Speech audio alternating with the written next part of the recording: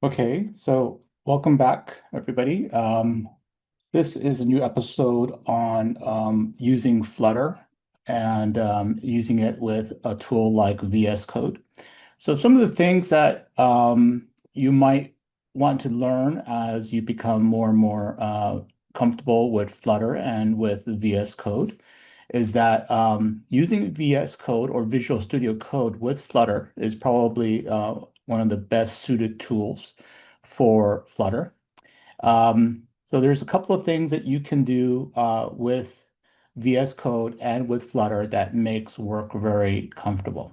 So here on the bottom right, you can select what device you want to debug it with or launch it with. So you can pick either a real device or you can pick a simulator or tablet and so forth. So here I'll pick an Android simulator. And one thing that you might learn quickly is that the quick turnaround time for actually launching the project and getting it up and running in terms of debugging sessions, that actually doing it with the Chrome or web mode is actually probably the fastest way to get up and running in terms of debugging your code. But if for whatever reason your app is not well suited for web, then the next fastest one is with Android. And then I would say the next one would be iOS simulator. But that's in terms of how fast the code can get up and running. So let me just kind of demonstrate that for you. If I pick the Chrome browser, and then I come here and I click on the run button here, and I click on this little run button. If you don't see this, it's because you don't have this VS Code folder at the top with this launch item here. So you need to set this up like this. And you'll see this in the samples for this in the in the GitHub repo that's connected to this video. So if you go back again to the run button, and you'll see this configuration for running. And if you run, it will quickly bring up the code for so that you can debug and see how your code is behaving. So just give it a few seconds. And if you're trying to keep an eye on what's going on, you'll see it running within uh, eventually a browser. Okay, so here I am not sure what that is. Hold on. Let's try that again without the web port. So let's try that again.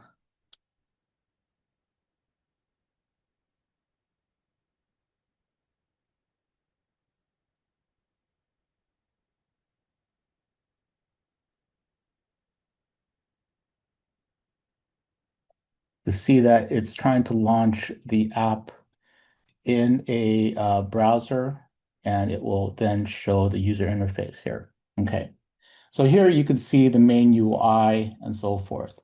And then I'll show you how fast it runs in Android. So if I close it, shut down here, then I pick the Android project, I mean the Android target, and this is then I go again here, press on the debug button, and then you'll see it launch inside of the Android simulator. So the first, again, like I said, the first fastest way to get it up and running in debug mode is in browser or Chrome mode. And the next one is Android simulator, and then the next would be iOS. In terms of if you're constantly needing to stop, restart, and launch the app again. And there you go. Okay. So this is actually an app that I built for calculating the cost of shipping something to a customer. So if you're going to build like an e-commerce app with Flutter and you want to build in a way so that you can calculate the shipping cost. So if I put in something like, Okay, so I'm gonna pick actually the main Google Office as where I'm going to ship something. I'm gonna pretend I'm shipping it to the main Google Office.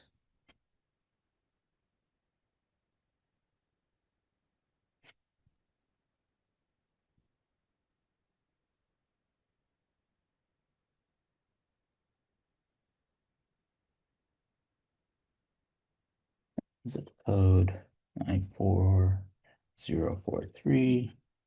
And when you build in your cost estimator, you're not going to have the user enter in the height, width, or depth or weight, but that's all going to come from your product catalog, since your product catalog will know how big the items are and how much they weigh.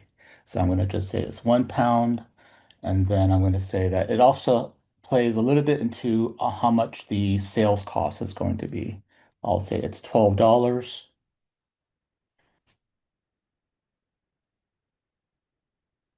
And you can see here, oh, actually, I also did sales tax calculation based on the dollar sale.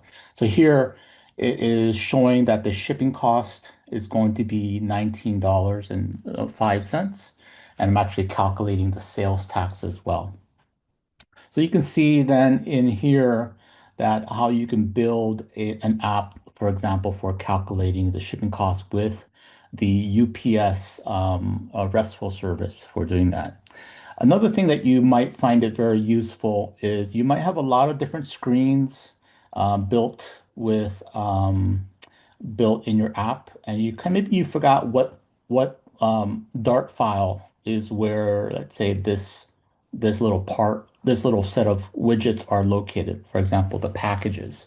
So what you can do here is you can go into the inspector, which right down here. Okay.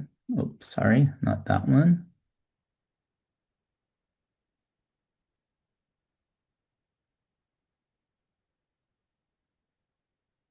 Let me see. Hang on. Let me pick the right one. So I'm going to pick the Flutter Inspector. And now you can see a hierarchical view of the different widgets within the app. And you could just sort of browse around in here and find what you need. You can see here there's a drop down. But maybe you got so many things that browsing around becomes pretty tedious. So what you can do is refresh the hierarchy and then actually search for something that's visible in here. So if I look for, let's say, height,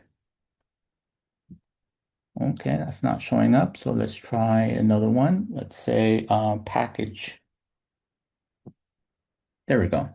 So here's package.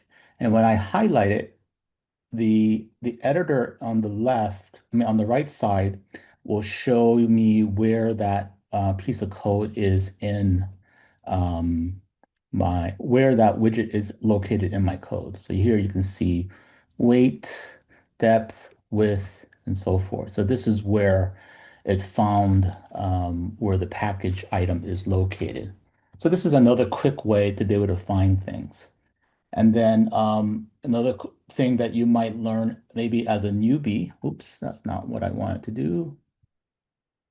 But one thing that you might want to do is you could actually make changes and then have a quick, fast reload. So if I come in here and I say I wanted to make this say packages instead of package, for whatever reason, maybe that was incorrect, and you can see that it takes if you say save, it will actually update the simulator right away.